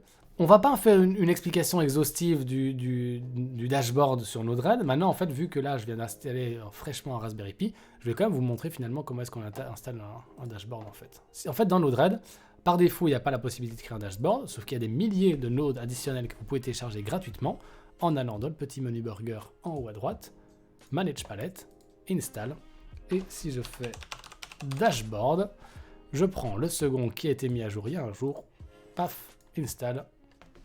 On attend. Donc j'ai mon bouton et théoriquement là il ne fait strictement rien, mais si je vais dans le dashboard, donc si par exemple je prends mon adresse Node-RED que je rajoute un /UI à la fin, je devrais pouvoir accéder à mon interface graphique, paf, et ici, là il me dit ah bah oui il n'y a aucune node, est-ce que j'ai déployé? Non j'ai pas déployé, est-ce que je vais ici? Voilà, j'ai mon bouton. Sauf que mon bouton, vous dites tout bien, pour le moment il ne fait rien parce qu'il n'est câblé à rien du tout. Donc maintenant, ce que je pourrais faire, c'est un bouton on et un bouton off. Par exemple, ce serait on et off. Tac. Et du coup, je pourrais lui dire, son message payload, c'est on, en string, et du coup, lui, son message payload, c'est off. Et aussi simple que ça, eh bien, en fait, c'est tout. Je vais reprendre, par exemple, et vous savez quoi? Je vais même faire un truc un peu plus malin. Si vous vous rappelez, le main switch, il attend quoi comme information? Lui, ce qu'il attend, c'est un message.payload.input.click. Message.payload.click. Donc, ce que je pourrais faire, c'est qu'en fait, mes boutons de mon dashboard, comme ça, ils pourraient en gros fonctionner en parallèle. J'ai pas besoin de copier-coller deux flows en séparé. Je pourrais, par exemple, lui dire que le payload, ça serait pas juste du texte, ça serait... Hop. Tac. Du coup, lui, on va lui mettre quoi? On va lui mettre click. Et lui, il aura on. Ah non, c'est un JSON, donc il ne faut pas faire ça. Voilà. Du coup, je vais copier-coller ça. Et lui, du coup, ce sera click.off. Et normalement, si je ne fais pas de bêtises, en fait, je pourrais prendre ces deux boutons de dashboard, venir les mettre en parallèle, du coup, du main switch de tout à l'heure. Vous voyez, je vais venir le coller ici. Aussi simple que ça. Hop, hop. Et ensuite, je peux déployer mon flow. Et donc, théoriquement, voilà, ça va vraiment extrêmement vite. Drag and drop, tout va bien. Et en gros, tac, je viens ici. Et maintenant, si ça se passe bien, je peux toujours avoir le contrôle avec lui. N'oublions pas, c'est pas le bon. Vraiment que je les annote. J'ai le contrôle avec lui. Et je vais pas rallumer avec lui. Je vais rallumer avec mon interface graphique. Est-ce que ça marche? Ça marche! Un truc extraordinaire du coup, parce que Node-RED, ça fonctionne avec une interface web, ce qui fait qu'en gros, théoriquement, je peux prendre mon téléphone portable cellulaire Hop, si je tape l'adresse IP de mon Node-RED, tac, tac, tac, tac, tac, tac, tac, tac, tac, tac, tac. Attention, voilà, très rapidement, hein, l'interface graphique, elle va sur mon ordinateur, sauf qu'en fait maintenant j'ai mon téléphone en main, j'appuie sur off, j'appuie sur off, petite minute là, attendez, j'ai fait une bêtise. Est-ce que j'ai fait une bêtise? Est-ce que lui c'est bien click off? Oui, c'est bien click on. Attendez, est-ce que le bouton il marche? Oui, ok. Si je clique sur on là, il marche. Ok. Si je clique sur off. Ok, c'est le off qui déconne, mais le on marche, hein, parce que regardez là, au moins pour la démo, l'interface graphique sur smartphone, elle marche très bien. J'appuie sur mon interface, ça allume la lumière. Et vous voyez que ça c'était fait en 2 minutes, hein, vraiment, même pas en fait. Pourquoi est-ce que ça bug un petit peu? Voyons voir. Est-ce que j'ai... Qu'est-ce que j'ai raté comme... Click off. Ah oui, regardez. Ok. C'est parce que j'ai oublié de dire que c'était un fichier JSON. Voilà, aussi simple que ça. Voilà. Je reviens ici. Off. On. Et voilà. Donc là, bah maintenant, qu'est-ce qu'on va avoir pour piloter notre domotique? On a des systèmes... on a mettre un switch qui va juste contrôler la box bleue. Paf. J'ai un switch qui est capable de piloter absolument tout. Finalement, j'ai également un autre bouton qui est capable d'uniquement allumer les lampes de bureau. Et enfin, j'ai un main switch qui est disponible sur mon smartphone. Voilà. Donc en gros, là, grâce à Node-RED, grâce à Zigbee to MQTT et tout ce qu'on a fait aujourd'hui, on arrive à avoir une installation domotique qui est ultra paramétrable. Vous voyez qu'on arrive à piloter de plein de façons différentes, tout un tas d'appareils séparés, qui sont capables d'être appairés en vraiment 10 secondes. Et on va pouvoir, plus tard, pour un prochain live, à mon avis, commencer à faire des tâches un peu plus complexes. Donc là, je vais me commander des capteurs Aquara de chez Xiaomi. En fait, je les ai déjà commandés, ils sont en chemin. Je les ai commandés pendant le 11 du 11. Et donc, par exemple, dans un prochain live, ce qu'on pourrait voir, c'est comment est-ce que je pourrais mettre un capteur de température dans un endroit de ma pièce, relier ça à cette prise-ci, regardez ça, c'est la prise chauffage. Et en gros, la prise chauffage, c'est juste un relais connecté. Et je peux en gros allumer ou éteindre mon chauffage électrique. Et je vais donc pouvoir faire un système de thermostat dans Node-RED. On récupère la valeur de température. Je peux, dans les interfaces graphiques sur mon téléphone ou mon ordinateur, dire je veux qu'il fasse 22 degrés dans ma pièce. Le capteur de température, périodiquement, va me dire la température de la pièce. Je peux programmer un petit système d'hystérésis, donc qui permettra de ne pas tout le temps allumer, éteindre, allumer, éteindre, ou éventuellement faire un système de régulation un peu plus complexe. Enfin, soit je fais le système de thermostat en code dans Node-RED, et après, le système sera totalement autonome. J'ai mon interface graphique qui est accessible partout dans le monde, qui n'utilise pas de serveur cloud. Tout fonctionnera soit en local, soit dans le monde, partout, si j'ouvre le port, par exemple, de mon Node-RED. Et pour ça, bien entendu, il faut ajouter de la sécurité dans Node-RED. Bien entendu, on ne va pas ouvrir le port et que tout le monde puisse toucher à ma domotique. Mais ça, c'est un petit détail en plus. Et comme ça, en fait, j'ai mon système de domotique qui est ultra paramétrable, DIY, et super facile à mettre en place et à modifier. Donc, ça au moins, pour tout ce qui est d'intro, là on a déjà tout qui fonctionne, on a déjà le principe de comment ça marche. J'ai pas encore une idée précise de ce qu'on fera dans le prochain live. Moi, ce que j'aimerais bien faire, mais je n'aurais pas encore le module, parce que là, on va pouvoir faire le thermostat, ça dépend de quand je reçois le capteur. Il y a également l'idée de pouvoir piloter avec des LED RGB chaque spot et de voir un système avec le bot Twitch. Éventuellement, je pense que ça sera le sujet du prochain live. Le prochain live, ce sera du coup pas en Zigbee, ce sera encore en Wi-Fi, de faire en gros l'électronique et la programmation d'un ESP8266 qui est pilotable en Wi-Fi, qui se connectera au bot dans le chat. Je vous rappelle que dans le chat, il y a un bot qui est capable de répondre à des commandes. Là, actuellement, forcément, les LED ne sont pas encore ici parce qu'elles sont encore au Liège Hackerspace, mais vous aurez en gros à l'avenir la commande point d'exclamation LED et vous aurez en gros valeur RGB et éventuellement une coordonnée dans des slots dans l'étagère. Ce sera à mon avis le sujet du prochain live, et puis quand je recevrai les différents modules Zigbee, eh bien on pourra un peu améliorer la domotique. Et voilà quoi. Eh bien moi je vous souhaite une bonne soirée, à très bientôt. Eh bien on se retrouve courant de la semaine prochaine, donc vous serez au courant si jamais vous me suivez sur Twitter ou si vous êtes abonné à la chaîne, vous recevrez une notification. Donc je vous dis à très bientôt. Moi je lance le raid, dans 10 secondes je suis parti et je vous souhaite une excellente soirée, merci d'être venu, à très bientôt, au revoir. Et prochain live, ce sera stable normalement, peut-être. Je vous promets rien mais normalement. Salut, à bientôt.